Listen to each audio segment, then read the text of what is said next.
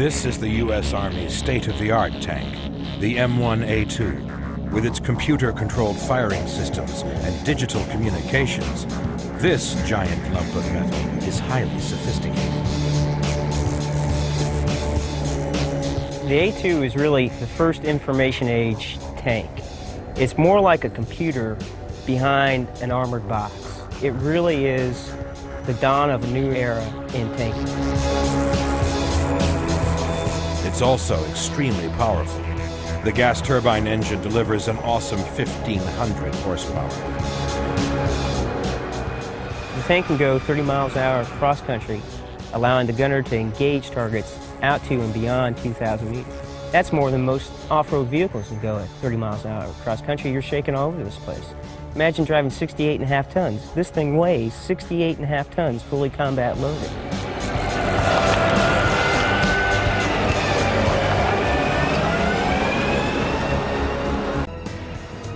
The armor on a tank has to provide protection for the vehicle and its crew.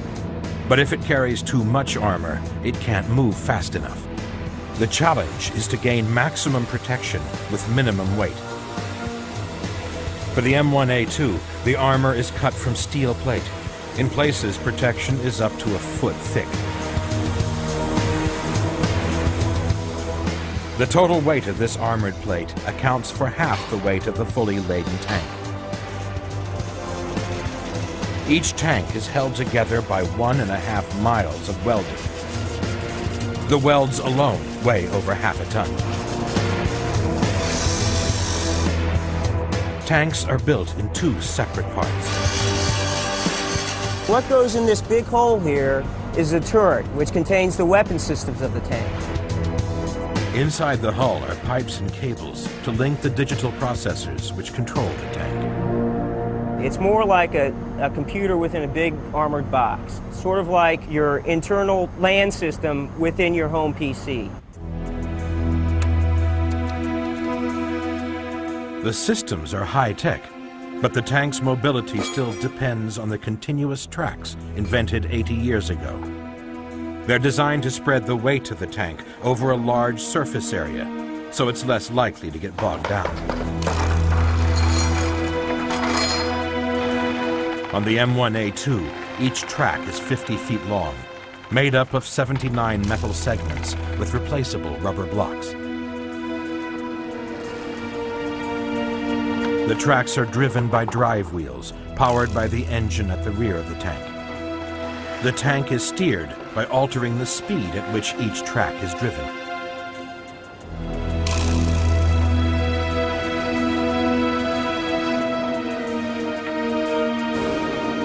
The killing power of a tank is determined by its firepower.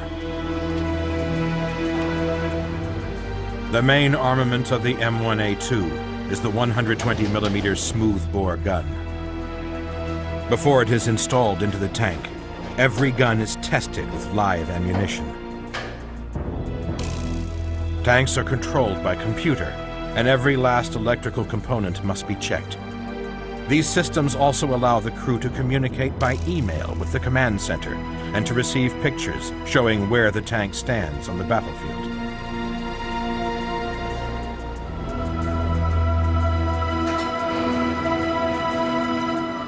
When the turret and the hull are completed, they're joined together.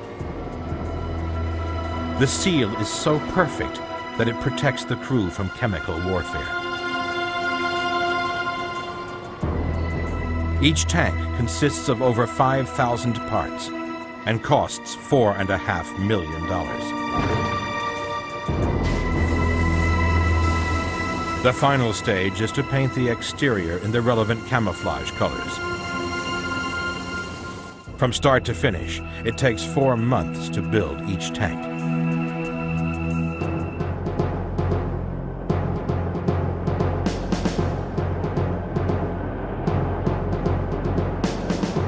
Before any tank is delivered to the Army, it's put through its paces to make sure it's fully functional.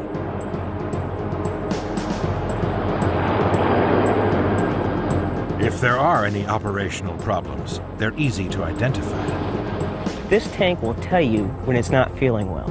And not only will it tell you when it's not feeling well, it'll tell you what part of it isn't feeling well.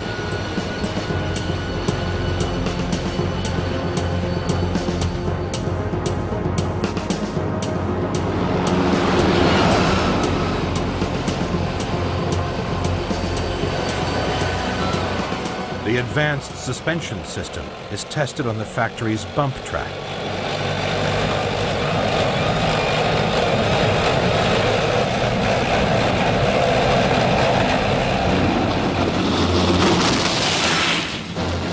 These trials include acceleration tests up to its top speed of 42 miles per hour and an emergency stop. It can go from 30 miles an hour to a full stop in 10 feet.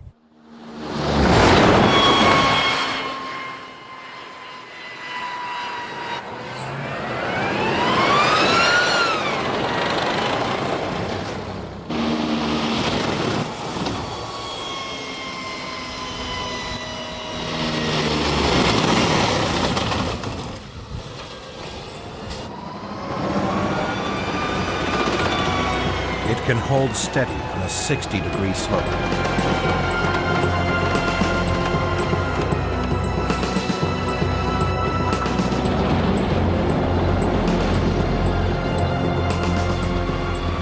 And it can cross a river up to 4 feet deep.